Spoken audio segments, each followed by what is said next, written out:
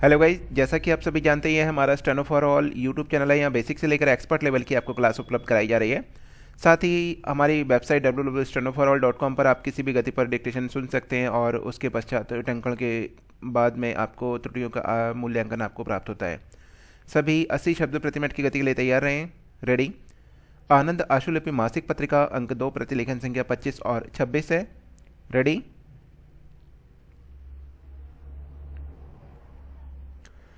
उपसभा अध्यक्ष महोदय, मैंने यह उदाहरण राष्ट्रीयकृत होटलों का दिया है।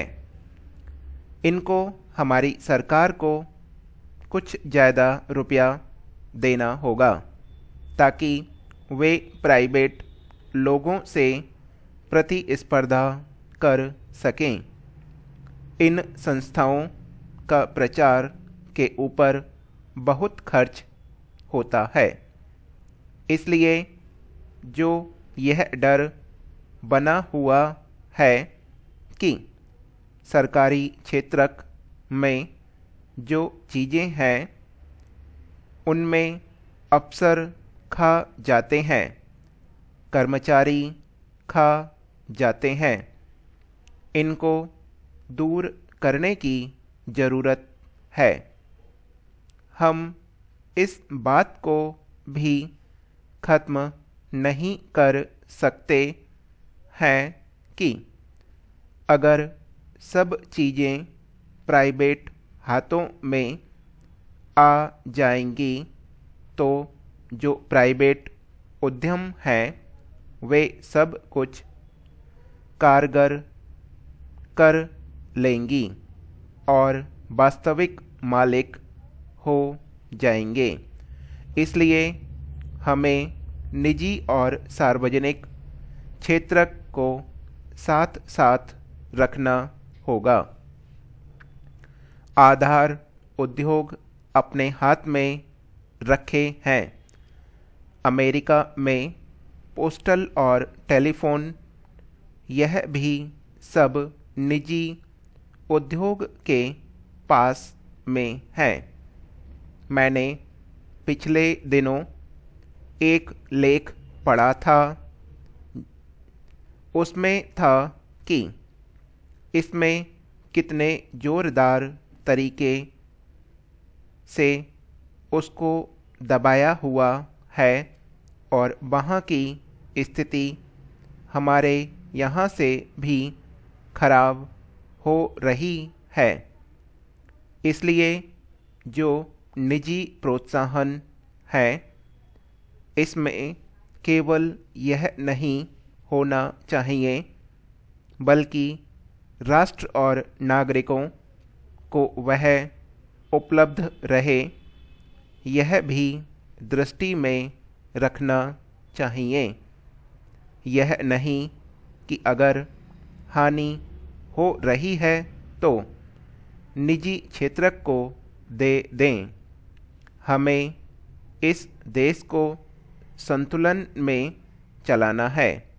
हमें निजी और सार्वजनिक क्षेत्रकों को साथ साथ चलाना है।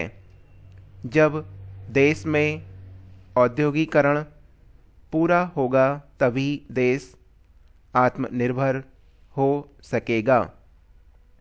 हमारे साथ बहुत सारे देश आज़ाद हुए, वे कितने आगे बढ़ पाए, कहाँ उनकी आगे तरक्की हो पाई। हमारे देश की संस्कृति की बहुत प्रशंसा की जाती है। हमारी सभ्यता, हमारी संस्कृति, शिक्षा की बहुत प्रशंसा होती है, लेकिन अगर हम बारीकी से देखें तो यह हमारी प्रगति में रोड़ा है। समाज का जो वर्गीकरण है उसको मैं देश के लिए, देश की प्रगति के लिए बहुत उपयुक्त नहीं समझता। यहाँ की यहाँ ही काम के आधार पर आदमी छोटा और बड़ा हो जाता है। इसलिए जैसा मैंने कहा, जो हमारी रूढ़िवादी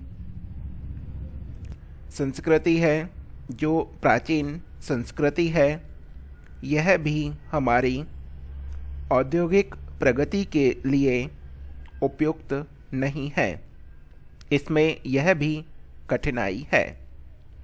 महोदय, मैं इसमें बहुत सारी चीज़ों में न जाकर कहना चाहूँगा, और जैसा कि अभी हमारे मित्र खादी इंडस्ट्री की बात कर रहे थे, वह यह ठीक कह रहे थे कि यह सबसे बड़ा उद्योग है जो रोजगार प्रदान करता है। मुझे खुशी है कि खादी और ग्रामोद्योग का जो गठन रहा है वह बहुत अच्छा रहा है और इस उद्योग ने लाभ कमाया है। अखबारों में आता रहा है, पत्रिकाओं के अंदर पढ़ने को मिला है कि खादी और ग्रामोद्योग को बड़ा भारी लाभ हुआ है, वह घाटे में नहीं है। आप जानते हैं कि मिल के मुकाबले उसका टिकना मुश्किल होता है। वह खूबसूरती उनमें नहीं, लेकिन खादी एक मिशन, एक जीवन, एक हिम्मत, एक भावना तथा एक बलिदान है। उपसभा अध्यक्ष महोदय, जहाँ तक छोटे उद्योगों का प्रश्न है, उसमें जो लोग अपना निवेश करना चाहते हैं वे अब कर सकते हैं।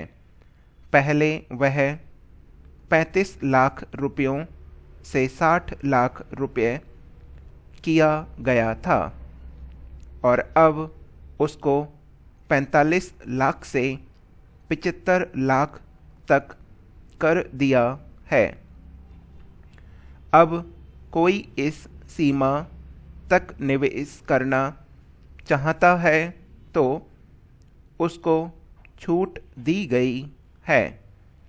इसलिए कोई भी आदमी अब 6.5 लाख रुपए तक का काम बड़ी आसानी से कर सकता है।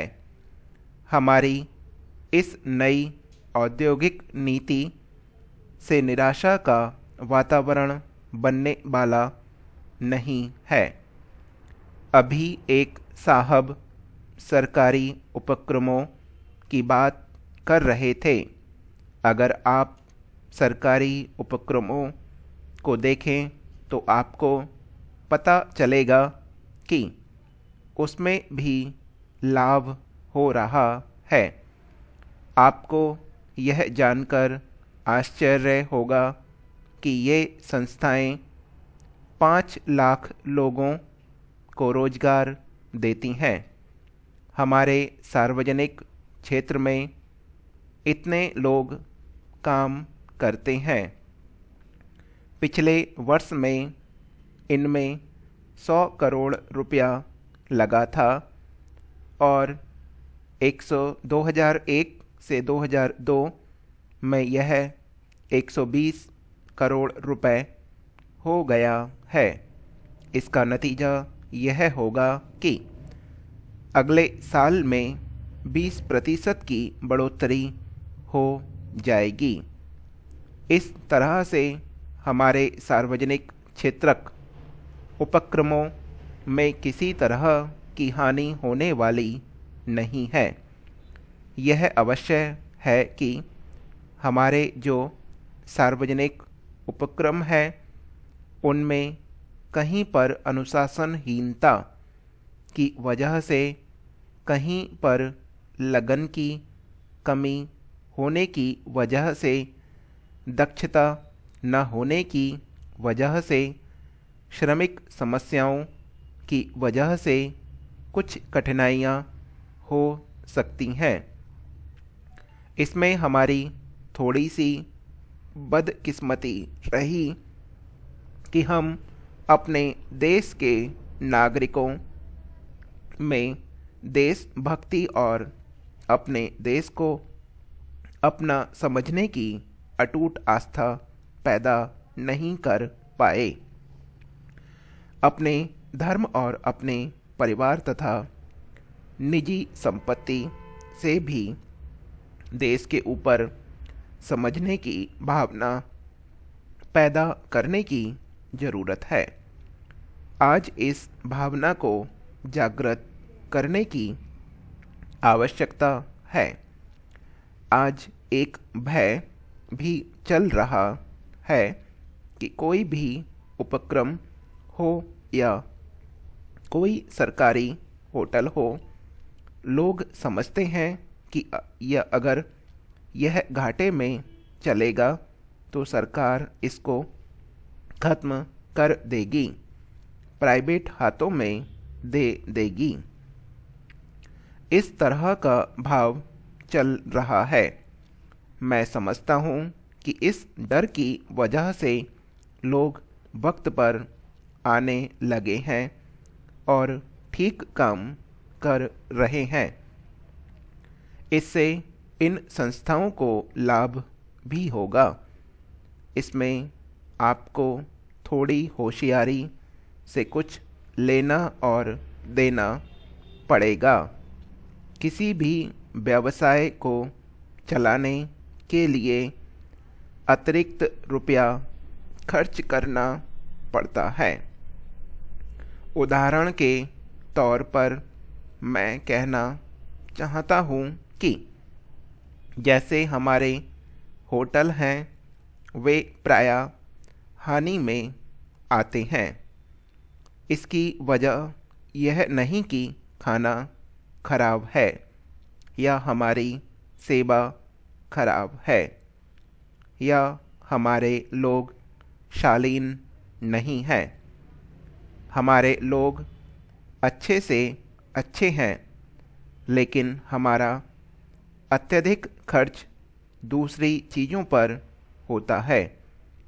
ग्राहकों को हम इतनी छूट दे देते हैं कि इसकी वजह से दूसरे ग्राहकों को लाते हैं, लेकिन उनको जो पार्टियां देनी पड़ती हैं, गोष्ठियां आयोजित करनी पड़ती हैं, उनमें बहुत खर्च हो जाता है। यह हमारी डिक्टेशन समाप्त हो गई है। जो भी पढ़ना चाहते हैं, गूगल मीट का लिंक दिया गया है, पढ़ सकते हैं, जोड़ सकते हैं। और जो हमारा पेड ग्रुप परचेज़ करना चाहते हैं वो संपर्क कर सकते हैं, कॉन्टैक्ट नंबर साथ में दिया जाता है।